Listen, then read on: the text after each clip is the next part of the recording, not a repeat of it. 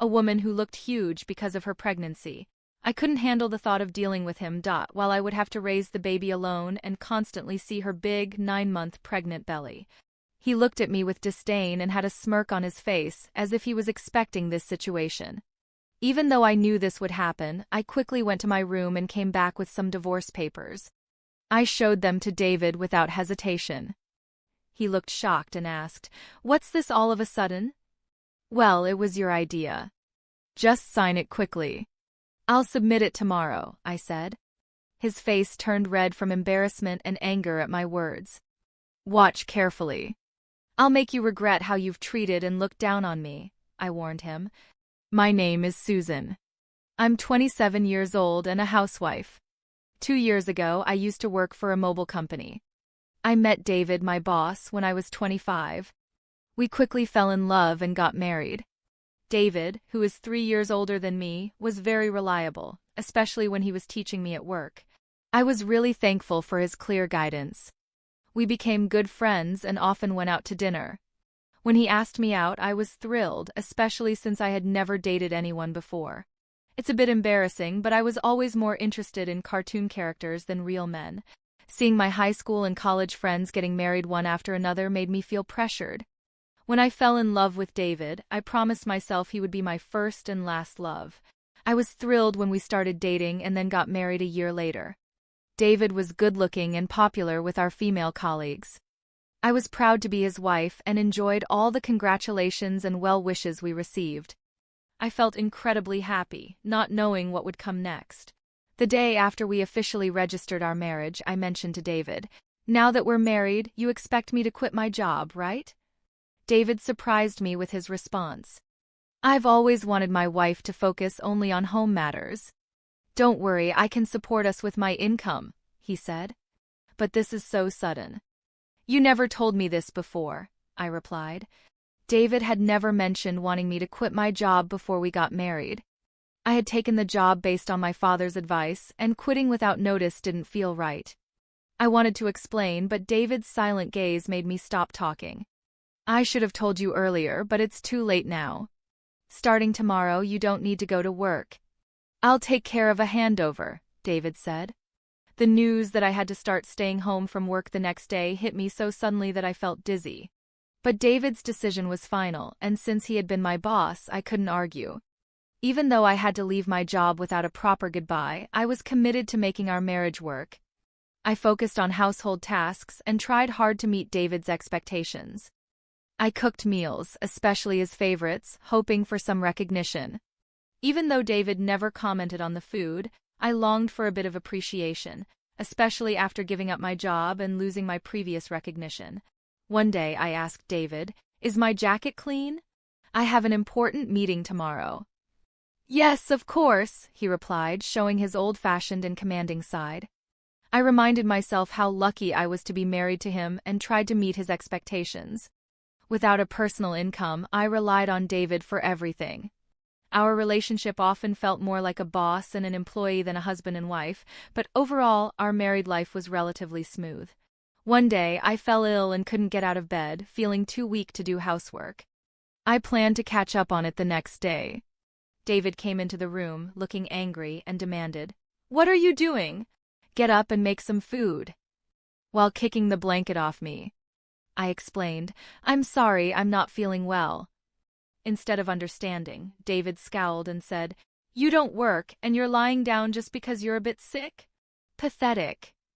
I was shocked that he would insist on chores even when I was sick.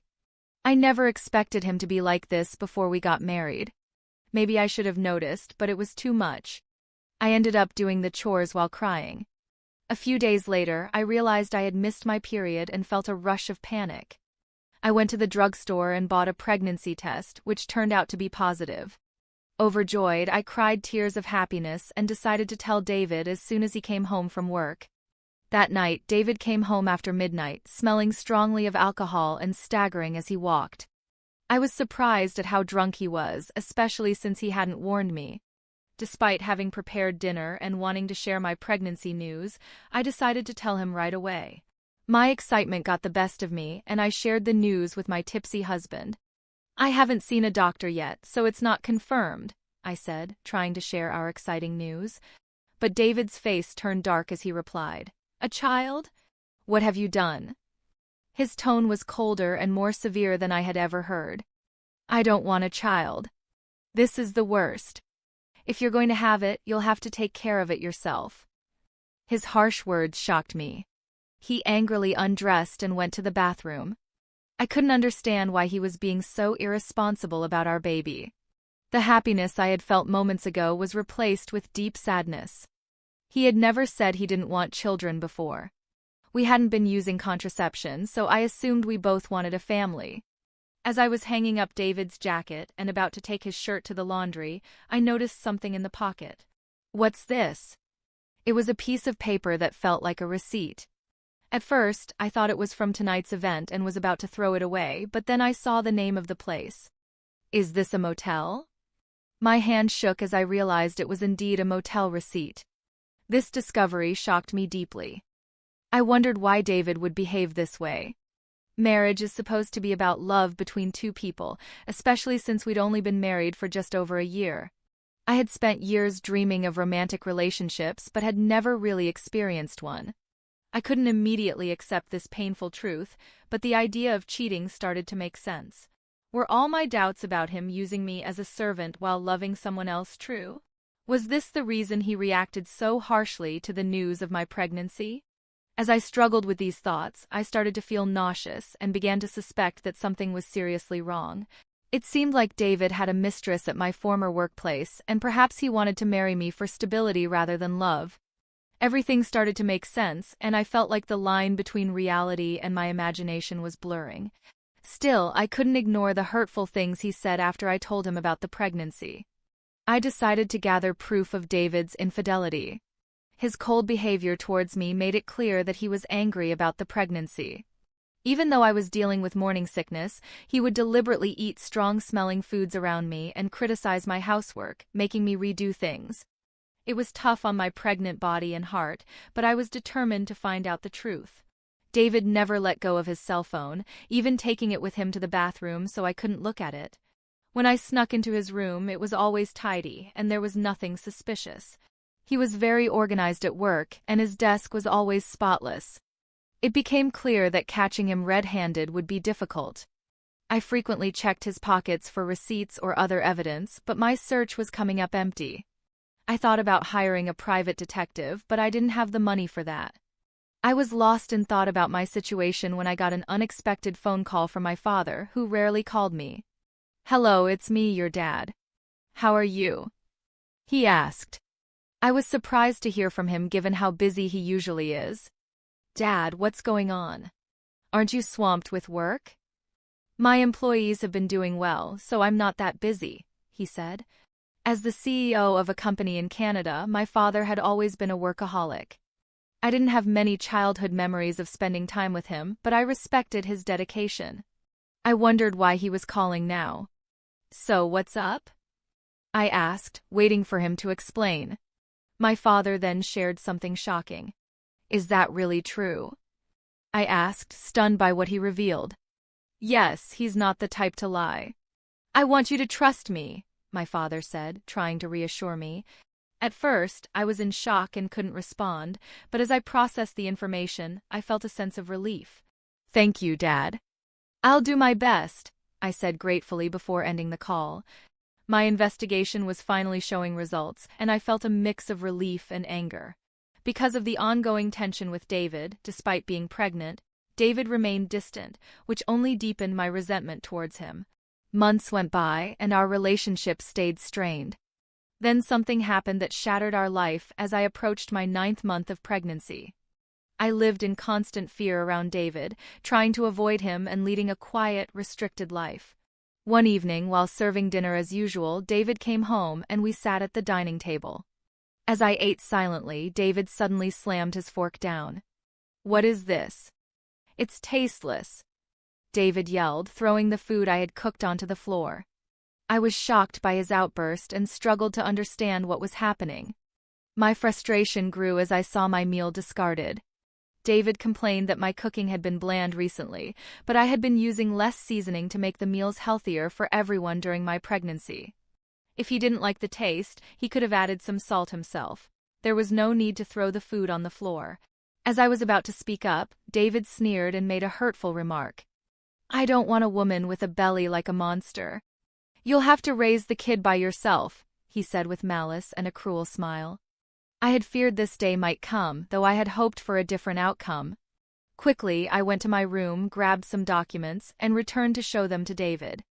Here are the divorce papers, I said, pushing the documents towards him. David looked stunned and asked, What the hell? What's this all of a sudden? Well, it was your idea. Just sign it quickly. I'll submit it tomorrow, I said. I had been thinking about divorce ever since I suspected David's infidelity. With a baby on the way, I wasn't sure if I could manage on my own, but now I had a new plan. My determination seemed to anger David. His face turned red with rage. Just wait. I'll make you regret every moment you looked down on me and tried to control me. Do you think you can manage without me? You'll have a baby to care for and you'll regret it, he threatened. I stayed firm and unshaken. I'll be fine.